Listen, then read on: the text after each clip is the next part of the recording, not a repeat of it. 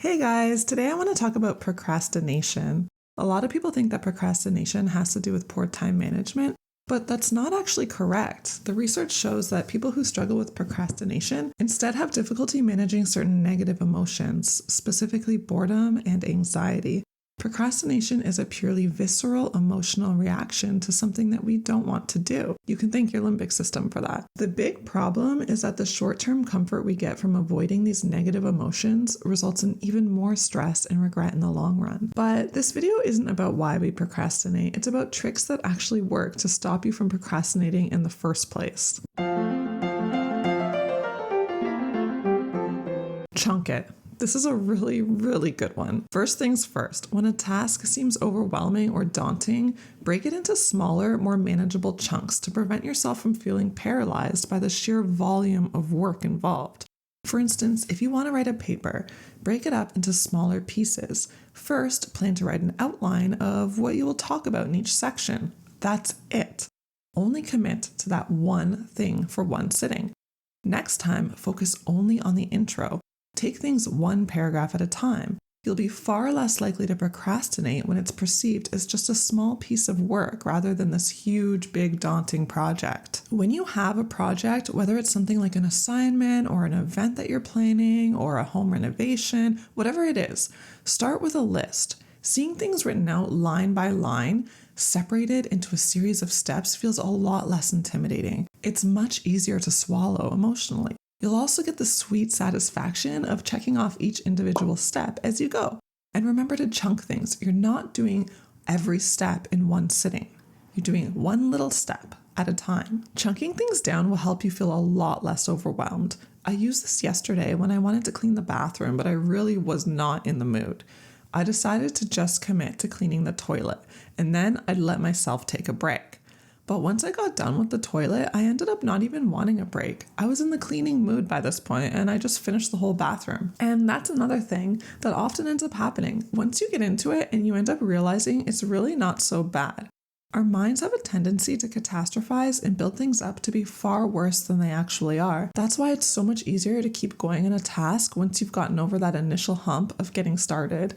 And if you do find it difficult to continue, then just go ahead and take that break that you originally planned. Simply commit to one chunk at a time. Research shows that we remember a task and are more motivated to complete a task that has already been started than one that was never started to begin with. So a big thing you can do to make sure that you bang out that task is to get started. Jump in, even if it's just a little bit. You're far more likely to crank it out and finish once you get over that initial hump, and the task will then sit in the foreground of your memory. And you can also use this concept to plan out chunks of time rather than production. So for instance, break it into chunks of 5 minutes at a time. So if you're putting off studying, first start with 5 minutes, then take a 5-minute break, then study for 10 minutes, then take a 10-minute break, and so on. It's a lot easier to convince your brain to sit down and work for 5 minutes compared to it is to committing to hours of work. Ultimately, you can keep this going and get hours done, but you're chunking it into a shorter segment of time followed up with this reward, which is your break. And that leads me into my next point. Set a reward system for yourself. Don't let yourself watch YouTube or go on social media until you complete what you've scheduled. Then, once you've accomplished a portion of your task, indulge yourself in something that you find enjoyable, like playing a video game or watching some of your favorite show. You can use free time as your reward.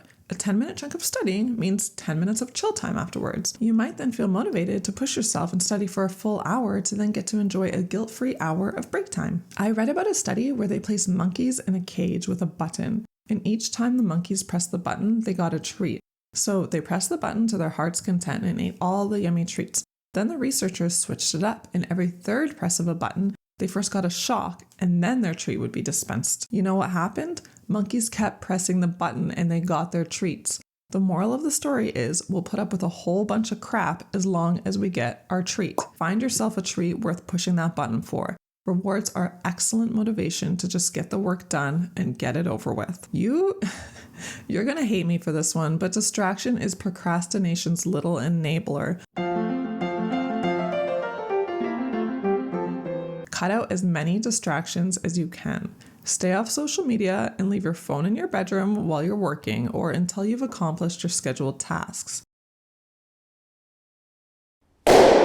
Use it as a reward rather than just having open access throughout all hours of the day. When I was in school, I would always go to the library or a cafe when I had to study. Getting out of my house away from distractions, it changed everything.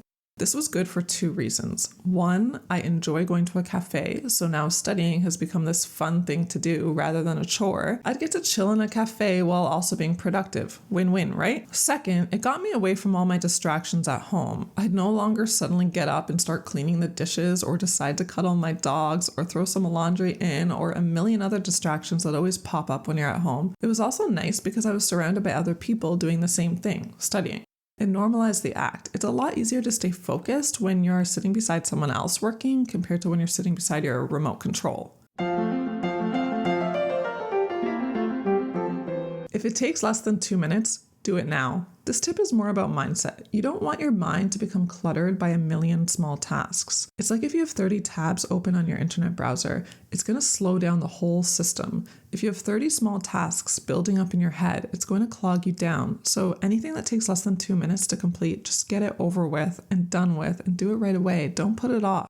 Don't even give yourself that choice to make. Once you get used to this mindset, you'll find it becomes automatic. Wash your dish immediately after you eat. Take the garbage out the moment you remember it has to go out and respond to that email right away. All things that can be done within 2 minutes, do it now. This goes a long way to prevent things from building up and keeps you operating efficiently. Take tidying things around the house, for example. If you always do things that take less than 2 minutes to do right away, then by the end of the night, you're not going to have this big, daunting cleanup to get done. Most things will have already been done throughout the day. Putting these small things off actually makes them waste more of your time since you end up spending more time thinking and worrying about the task than the actual task itself. So in general, if it can be done in less than 2 minutes, don't even put it on your to-do list. Just do it now.